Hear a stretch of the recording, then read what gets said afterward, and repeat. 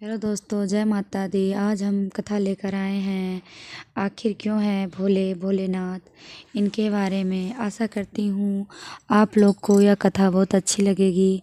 अगर अच्छी लगे तो लाइक शेयर ज़रूर करें, बेल आइकन ज़रूर दबाएं, जिससे आपको अगली कथाएं सबसे पहले आपके पास आ जाएंगे।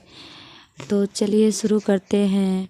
भगवान शिव को जहाँ एक तरफ भोलेनाथ कहा जाता है तो वहीं दूसरी तरफ उन्हें सृष्टि का विनाशक भी कहा जाता है, जो शमशान में बसते हैं और जिनके शरीर पर भस्म लिपटी रहती है, जिनके साथ भूत प्रेत रहते हैं, ऐसे देव को भोलेनाथ कहा जाता है। लेकिन इन सब के बावजूद शिव भोले ही हैं। इनके अंदर ना अहंकार है ना ही चालाकी।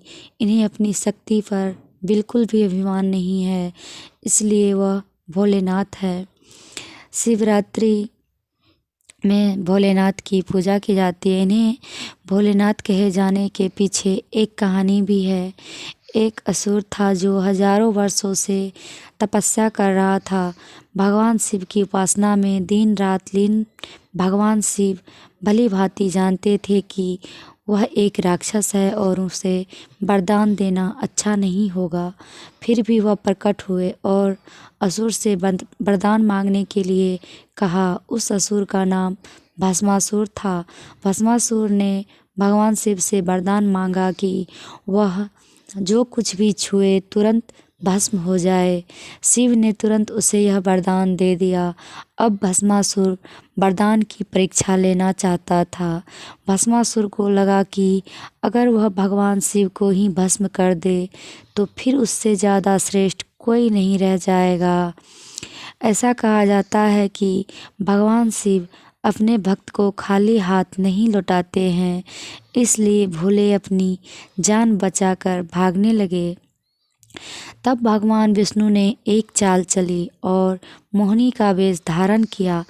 भगवान शिव विष्णु के मोहिनी रूप में असुर को मोहित करने के लिए नृत्य करने लगे और भस्मासुर का हाथ चालाकी से उसके सिर पर ही रखवा दिया। इस तरह से भस्मासुर नाम के राक्षस से मुक्ति मिली। इसलिए तो भगवान शिव को भोलेनाथ कहा जाता है, जिसने वरदान पाना सबसे आसान है। भगवान शिव उन लोगों पर प्रसन्न हो जाते हैं जो अपना काम मेहनत से करते हैं। उन्हें मनाने के लिए विशेष प्रयासों की ज़रूरत नहीं पड़ती है। उनके भक्त जो भी वरदान मांगते हैं वह देते हैं, चाहे इंसान हो या राक्षस। वह सबकी मनोकामना पूरी करते हैं। तारकासुर नाम के राक्षस ने कठोर तपस्या की थी। भगवान शिव उस पर भी प्रसन्न हुए और वरदान मांगने को कहा। तब तारकासुर ने शिव से वरदान मांगा कि भगवान शिव के पुत्र के अलावा कोई उसे मार नहीं सकेगा।